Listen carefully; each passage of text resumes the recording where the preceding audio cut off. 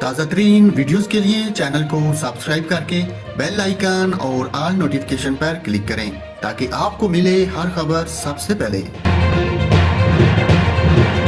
ناظرین، آپ کو بتائیں، رکن قومی اسمبلی عامر لیاقت حسین نے پاکستان تحریک انصاف کے چیئرمین عمران خان پر ان کی شادی ختم کروانے کا الزام عائد کیا ہے۔ عامر لیاقت نے انسٹاگرام پر ایک پوسٹ شیئر کی۔ انسٹاگرام پوسٹ کی شروعات رکن قومی اسمبلی نے گانے کے اشعار سے کی، مجھ کو بھی تو لفٹ کرا دے، تھوڑی سی تو لفٹ کرا دے، اور ساتھ ہی کہا کہ یہ عمران خان کی درخواست ہے۔ عامر لیاقت حسین نے کہا کہ تم نے میرا گھر توڑا ہے، دوست بچو گے تم بھی نہیں، میں جا چکا لیکن تمہیں بشرا بیگم چھوڑ کر ضرور جائیں گی۔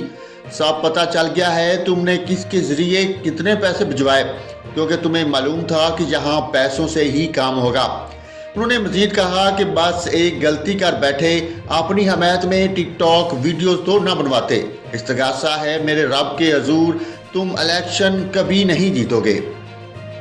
عامر لیاقت حسین نے لکھا کہ لودھرا والے میاں کو بتا دو مزید سپورٹ کا کوئی فائدہ نہیں، اور 4 نمبروں میں سے کوئی نمبر نظر رکھنے والوں سے چھپا نہیں۔